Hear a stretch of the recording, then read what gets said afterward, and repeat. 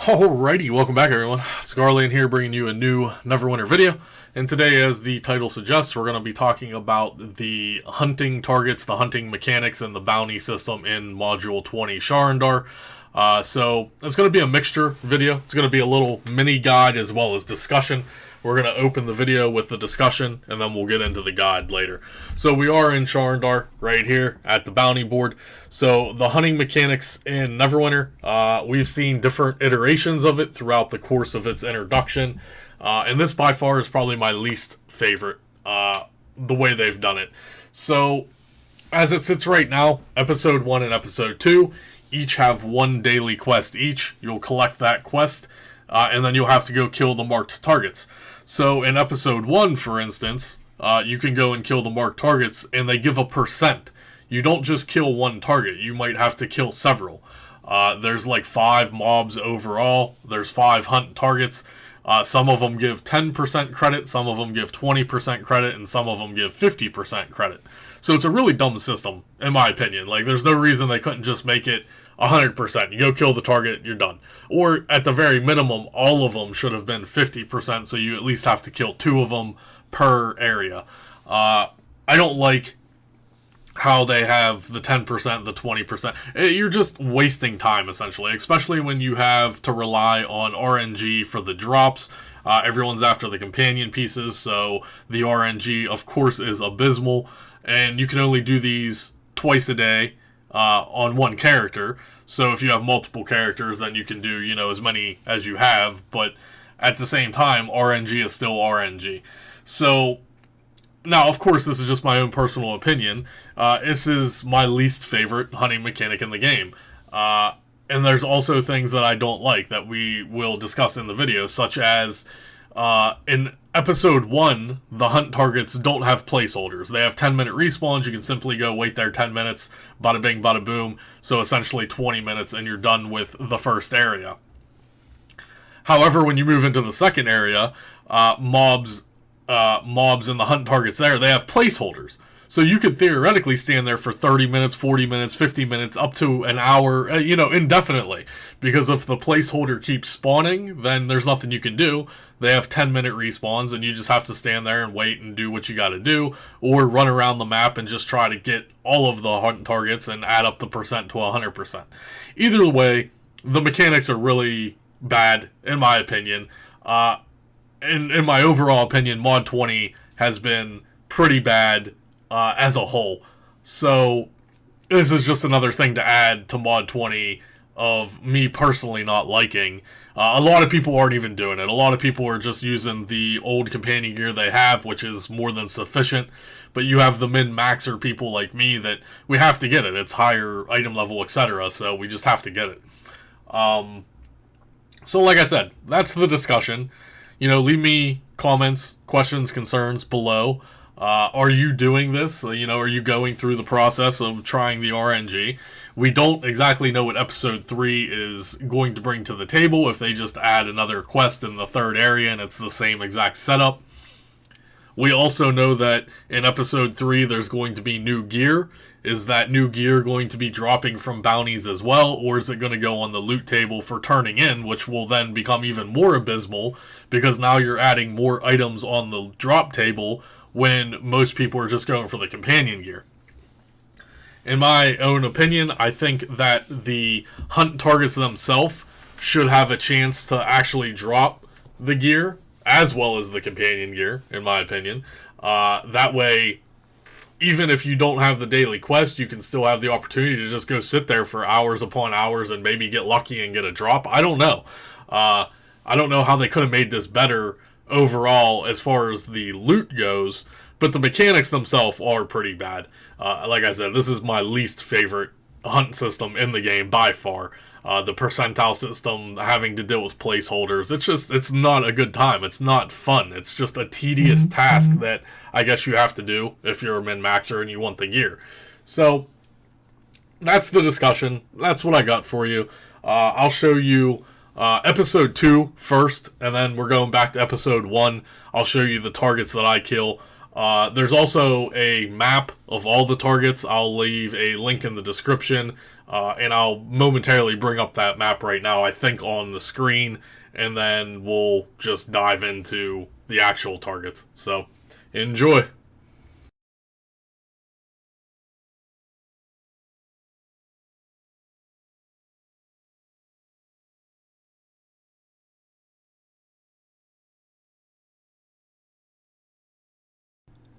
Alright, guys.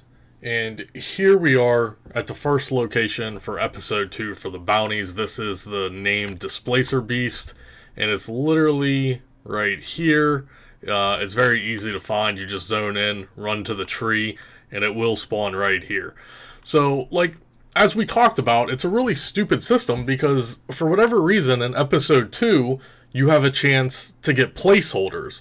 So even though they're a 10-minute spawn, you have a chance to, theoretically, you could get like 5 placeholders in a row before the named ever spawns. And since we're dealing in percentile numbers here, the Displacer Beast will give you 50% credit, so it's easier just to sit here and farm the one rather than run around and try to find all the other ones that are like 10% and 20%, like we talked about earlier in the video. So this is the first location. There is another named mob that will spawn in a circle around here as well. We talked about it. You can see it in the map, and that one gives 50% as well. So ideally, if you can get both 50% ones right off the bat, you're good to go. But again, for whatever reason, in episode 2, there's placeholders. So episode 1 didn't have placeholders, but episode 2 does. So this should be spawning here momentarily, and you can see people are kind of showing up because, you know, you can only have X amount of people per instance. So if you're running these on every character you have and whatever, it kind of does get a little tedious. This is probably my least favorite hunt mechanic that they've added into the game. We've seen hunts now for several mods, but this is probably by far my least favorite. I simply don't know why they did, first of all, a percentile number. Second of all, having placeholders.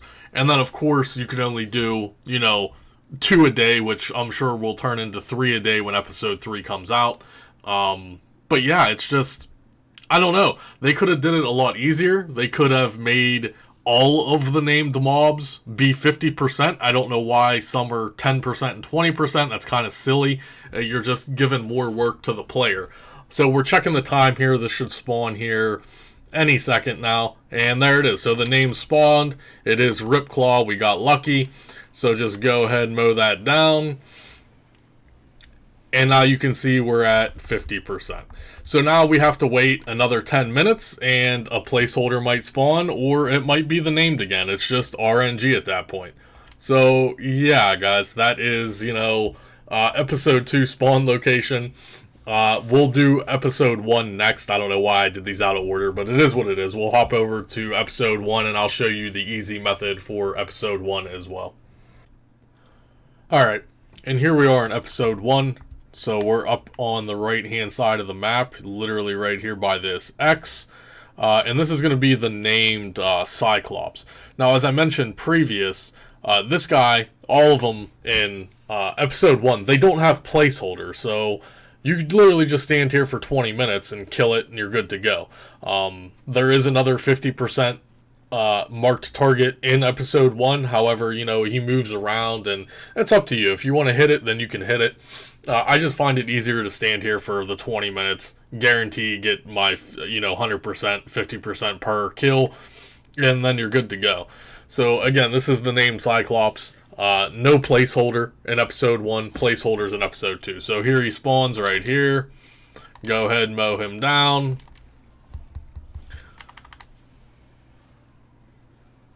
And there you go. There is your completion. So we'll go turn these in and then wrap up the video. Alright guys, and here we are in Sharandar at the bounty board. So as I mentioned in the beginning of the video, as it sits right now, there's 1 bounty per area of episode 1 and episode 2. We don't know what's going to happen in episode 3 if they add, a third area for the bounties. But you can do these once a day on every character that you have the campaigns done on. So, you know, RNG is really bad. Everybody's after those epic companion pieces, and the RNG is really bad. So the more characters that you do this on, of course, the higher chances you have. So good luck everyone on that. Let's see what we end up getting today. So nothing, shattered diamond, no companion pieces at all, and a green piece today. So yeah, there are green pieces, blue pieces, and then of course everyone's after those epic pieces. So again, I don't like the way they did this system. This is by far my least favorite hunting mechanic that they've done so far in this game. I think they could have done it a lot better, but you know, it is what it is. If you want to be, you know, min-maxing your character, then you're going to need the companion gear. So do you need the companion gear? No. You can still run the Blessed set from Mod 19, and even the Master Expedition stuff if you so choose. Like, for instance, I have one of the ME pieces, and then I have two Mod 19 pieces, and these still work. I mean, I still cap all my stats. It doesn't really matter. However, if you are going to min-max, you need the higher item level stuff. The new companion gear is like 1300, so that's an extra 200 item level. So it is what it is, guys. If you choose to do the hunting mechanic in Mod 20, best of luck to you. That's all I got for you today. Hopefully you enjoyed the video. I might put out a separate video just on episode 3. It depends what kind of hunting mechanics they are. If they just continue with this setup, then I probably won't. So hopefully you enjoyed the video. Remember to smash that thumbs up button. It really helps the YouTube algorithm. That's all I got for you. I'll see you guys real soon.